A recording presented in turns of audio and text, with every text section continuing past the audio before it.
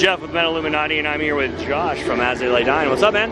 Just hanging out. Just got done playing a little bit ago, did a little meet and greet, and now I'm here hanging out with you guys. The press junket. Yeah, whatever. It's great. We love it. Yeah? So you guys have like come up a lot. I mean, Metal Blades put a lot of work into you guys. How do you feel about the way the modern era of record labels works? Well, I think nowadays with, the advent of the digital, music piracy or trading, whatever you want to call it, like, I think it puts a lot more pressure on a record label to, they can't really make as many blind investments based on faith as they used to. It's a lot more like, we're going to give you this budget if you're like a newly signed band that's, pretty much peanuts, and we're going to, see how it goes, and if it goes well, then we'll give you a normal budget for the second record. Like, it's not that they don't have faith in the bands, it's just that, like, business-wise, it just doesn't make as much sense to sign a band and give them a $100,000 recording budget like maybe they would have in like the late 80s or, whenever before.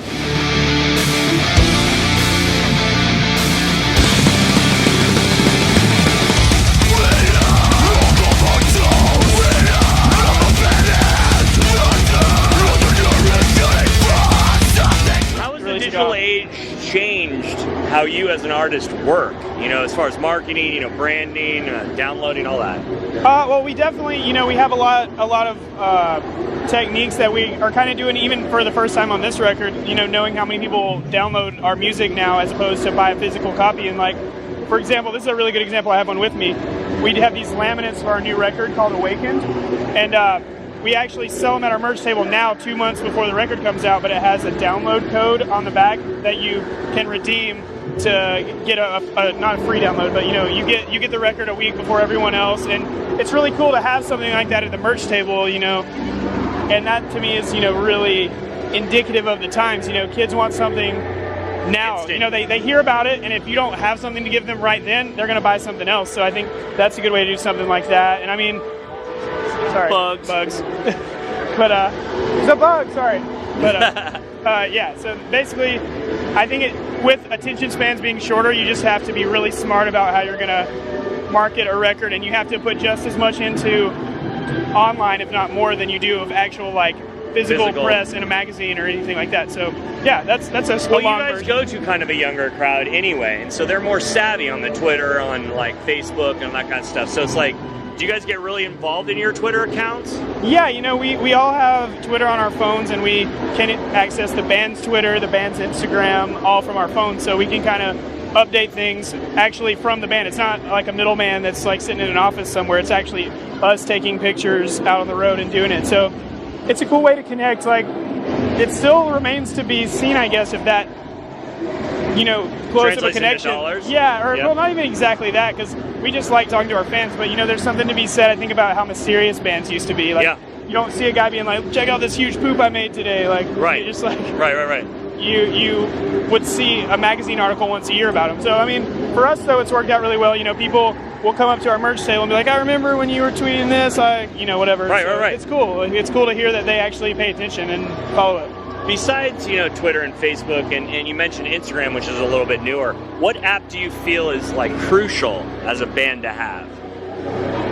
I think Twitter's crucial right now. I mean, Instagram's cool, but it's mostly focused, on the pictures. Right. Like with Twitter, it's a lot more like you're getting feedback straight from the source immediately. Like you will post a song, within 5 minutes we'll have 1,000 people telling what they think about it. So it's important, I think, because we can kind of make judgment calls based on what the Twitter majority is saying. So it's cool not just for that. It's cool just to know what other bands are doing, see what they're doing if it works. Not that there's like this insane, like blueprint of something to do that's going to work for every band, because there's not. It's different for everyone. But I think Twitter's the go-to. See what the people who follow your band are thinking about what you're doing, getting feedback from them. And lastly, you guys like kind of reinvested in yourselves by having your own studio, at his house in San Diego. And how has that worked? A lot of bands, you take your investment and reinvest in yourself. Are there other things besides that you feel are crucial, like reinvesting in yourself like that? Yeah, well, I mean, because it makes money because you can record other bands, Right, well, Tim and I each have a studio. He does Lambisa Studios, and I run a studio with a friend of mine called Echelon Studios. And it's, taking, money we've earned with our band and kind of investing in recording gear, which we can make money from, but also use for ourselves when we're doing recording. Like I recorded vocals for the new record, some of them at my house. Like we recorded my bass and some of my vocals at Tim's studio, just whatever was the most suitable for the stuff. And like, it's just cool to be able, as opposed to 20 years ago, 30 years ago, when people were like, you'd have to drop $1,000 a day to go to a major studio. You can, make a $10,000 investment, and that's enough to make a record that the people hear on the radio nowadays. Right, so, yeah. right. So what else is after Mayhem? What do you guys got coming up? Well, nothing that I can officially comment on due to clauses and stuff like that until Mayhem's over. But we have a cool tour coming up in the fall with another American band, and then we have a really big tour coming in November, December in the States with a few other bands, and it's going to be pretty gigantic, I think. So cool. Once I can mention more about it, I of course will let you guys know. Thanks so much for your time, no problem, bro. Man. Metalluminati, motherfuckers.